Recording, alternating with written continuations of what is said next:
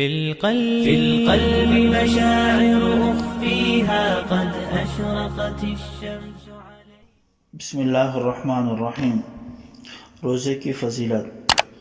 حضرت سلمہ بن قیصر رضی اللہ تعالیٰ عنہ سے روایت ہے کہ نبی کریم صلی اللہ علیہ وسلم نے ارشاد فرمایا، جس نے ایک دن کا روزہ اللہ تعالیٰ کو خوش کرنے کے لیے رکھا، وہ جہنم سے اتنا دور ہو جائے گا جیسے کوے کا بچہ اڑے اور اڑتے اڑتے بہت بوڑھا ہو کر مر جائے.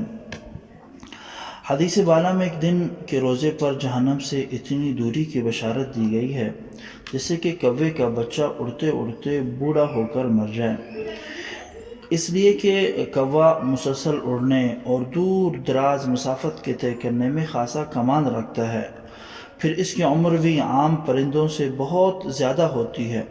اب آپ اندازہ کریں کہ جب کوے کا بچہ پیدا ہوتی ہی شروع عمر سے جب وہ اڑنا شروع کرے تو آپ اندازہ کیجئے کہ وہ اپنی پوری زندگی اڑ کر کس قدر فاصلہ طے کرے گا.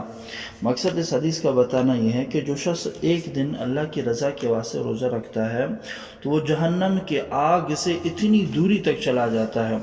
کوے کے بچے سے صرف مثال دینا مقصد ہے، مقصد اس کی دوری بتانا ہے کہ انسان جہنم سے اتنا دور چلا جاتا ہے. اور جب انسان 30 دن کے مسلسل سارے روزے رکھتا ہے تو آپ خود سوچیں کہ اللہ پاک انسان کو جہنم سے کتنا دور فرما دیتے ہیں.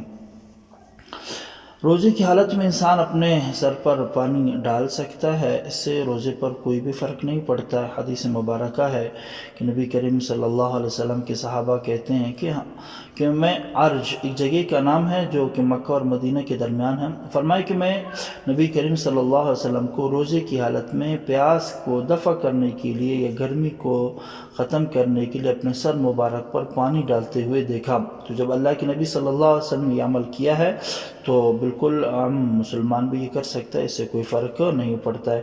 اس کے ضمن میں فقہاء نے یہ بھی فرمایا کہ اگر انسان رومال تر کر کے اپنے سر پر ڈالتا ہے یا بدن پر ڈالتا ہے یا پورے کپڑے اپنے جو ہے وہ پانی سے جو ہے بھگو کر کے یا بالکل کپڑوں کے ساتھ ہی نہاتا ہے ٹھنڈا کے حاصل کرنے کے لیے، تو اس سے روزہ بالکل بھی مکروہ نہیں ہوگا.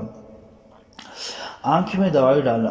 بحالت روزہ آنکھ میں دوائی ڈالنا جائز ہے، اگرچہ دوا کا اثر حلق میں معلوم ہو، اس سے روزے پہ کچھ بھی فرق نہیں پڑے گا. روزے کی حالت میں انجیکشن لگوانا جائز ہے، خواہ بازو والا ہو یا رگ والا ہو، اس سے روزہ فاسد نہیں ہوتا. البتہ بغیر عذر کے صرف طاقت کا انجیکشن لگوانا تاکہ روزے کے احساس ختم ہو جائے، یہ مکروہ ہے. طاقت کے لیے نہیں لگا سکتے ہیں، باقی آپ انجیکشن لگا سکتے ہیں. بیماری ہے وہ انجیکشن رگ میں لگے بھی ٹھیک ہے، اور اگر گوشت میں لگتا ہے اس سے بھی کوئی فرق نہیں پڑتا.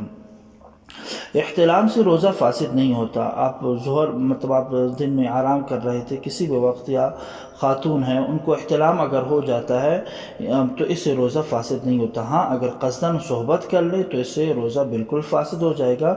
قضا اور کفارہ دونوں لازم ہوں گے. انشاءاللہ کسی جگہ پر کفارہ کی بحث الگ سے انشاءاللہ کریں گے آپ حضرات کے سامنے. کلی کرنے کے بعد جب پانی منہ سے باہر نکل جائے، یعنی کہ کلی کے بعد جب انسان پانی کو تھوک باہر پھینکتا ہے تو تھوک کے ساتھ کچھ تری انسان کو منہ میں محسوس ہوتی ہے، تو اس تری کا حکم تھوک کی طرح، جیسے کہ تھوک کو نگلنے سے روزہ نہیں ٹوٹتا، فاسد نہیں ہوتا، اسی طرح اس تری کو نگلنے سے بھی روزے پر کچھ فرق نہیں پڑے گا. روزے کی حالت میں اگر کوئی خاتون حیض اور نفاس سے پاک ہو جاتی ہے، یعنی کہ روزہ اس کا نہیں تھا، یعنی کہ ایام ماہواری میں چل رہی تھی اور آدھے دن یعنی کہ دن 1-2 بجے وہ پاک ہو گئی، تو اب وہ بقیہ دن روزہ دار کے مانند رہے گی، اس کے لیے کھانے پینے کی اجازت نہیں ہے. ہاں بعد میں صرف اس ایک روزے کی پھر وہ قضا کرے گی، یعنی کہ جس دن کے درمیان میں وہ پاک ہوئی ہے اس ایک دن کی وہ قضا کرے گی. باقی جو دن ہیں ان کی جو ہے پھر قضا کرنے کی ضرورت نہیں ہے، جو بالکل ناپاکی میں گزر چکے ہیں. اگر عورت کو روزے کی حالت میں حیض آ جائے تو بقیہ دن کھا پی سکتی ہے، یعنی کہ آدھا دن روزہ رکھا تھا، سحری اس نے کر لی، پھر 1-2 بجے اس کو حیض آنا شروع ہوا تو بس اس دن کا روزہ پھر اس کا ختم ہو گیا ہے. بس آگے اب ناپاکی کے اس کے ایام شروع ہو چکے ہیں.